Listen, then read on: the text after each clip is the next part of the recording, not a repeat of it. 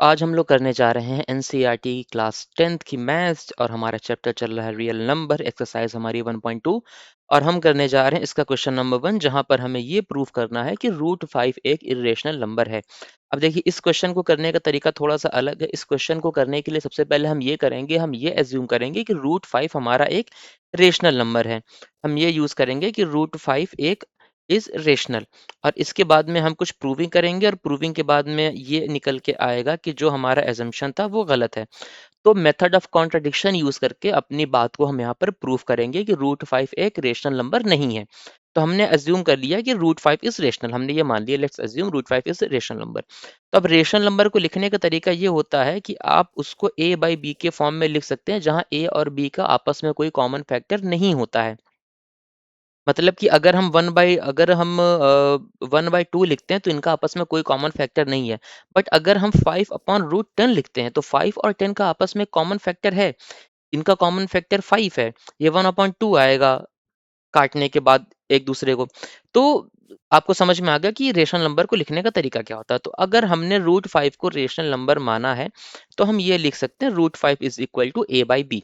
अब इसको हम थोड़ा सा रीअरेंज करेंगे तो ये बनेगा b root 5 is equal to a और अगर हम दोनों तरफ स्क्वायर कर देंगे स्क्वायरिंग बोथ साइड, दोनों तरफ अगर हम स्क्वायर करेंगे तो हमको मिलेगा, हमें यहाँ पर मिल जाएगा बी स्क्वायर और रूट 5 का स्क्वायर बनेगा 5 is equal to A square.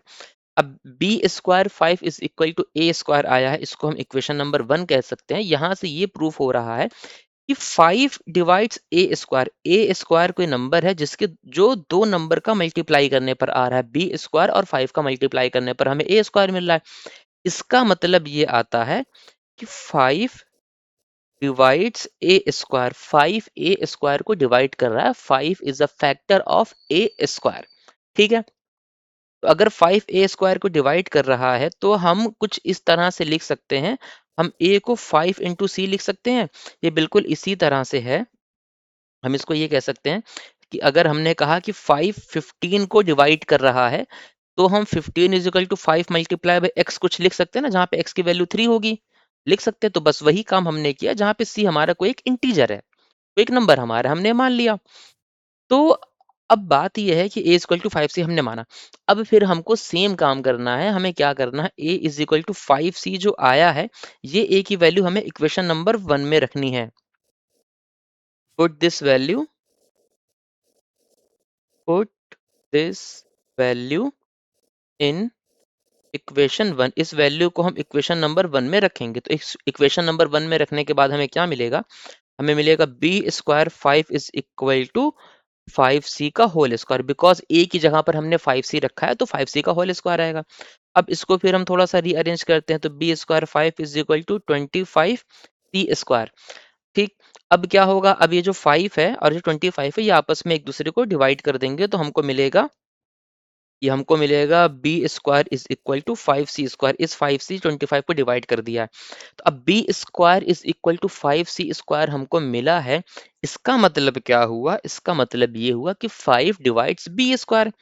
ये बिल्कुल सेम ऐसी बात हो गई ना जो हमने कहा था कि जब 5 is equal to B square, 5 हमारा ए स्क्वायर है, तो हमने कहा था कि 5 डिवाइड्स ए स्क्वायर। तो यहाँ पर भी सेम हम ये कहेंगे कि 5 डिवाइड्स बी स्क्वायर। तो 5 अगर बी स्क्वायर को डिवाइड कर रहा है इसका मतलब कि 5 बी को भी डिवाइड करेगा और 5 बी को भी डिवाइड करेगा। तो इसका मतलब ये हो जाएगा, यहाँ पे लिखते हैं ना कि 5 ऑल्सो डिवाइड्स बी। तो हमने पहले क्या कहा था कि 5 ए को डिवाइड कर रहा है और 5 बी को भी डिवाइड कर रहा है, दो बातें हमने देखी।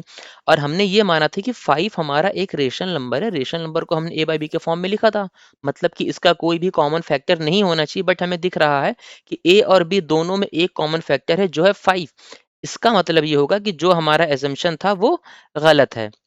यहाँ पे हम लिखेंगे कि देयर फोर सॉल्यूशन, ये थ्योरी का एक तरह से क्वेश्चन है, इसको लिखने का तरीका भी थ्योरी में होगा। Therefore A and B have at least, कम से कम इनका एक कॉमन फैक्टर तो है। A and B have at least 5 as a common factor. A और B में एक कॉमन फैक्टर हमको मिल रहा है जो है 5 एंड दिस कॉन्ट्राडिक्ट्स, ये क्या कर रहा है? कॉन्ट्राडिक्ट कर रहा है। किस चीज़ को कॉन्ट्राडिक्ट कर रहा है?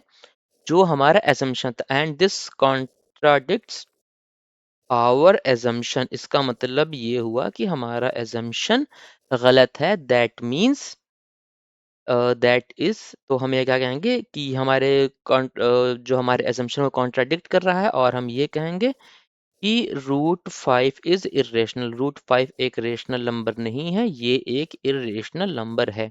आई होप आप लोग को आंसर समझ में आया होगा। अगर आपको अभी भी किसी भी तरह की कोई कंफ्यूजन हो, तो आप हमसे हमारे टेलीग्राम चैनल पर जुड़ सकते हैं। Thank you so much.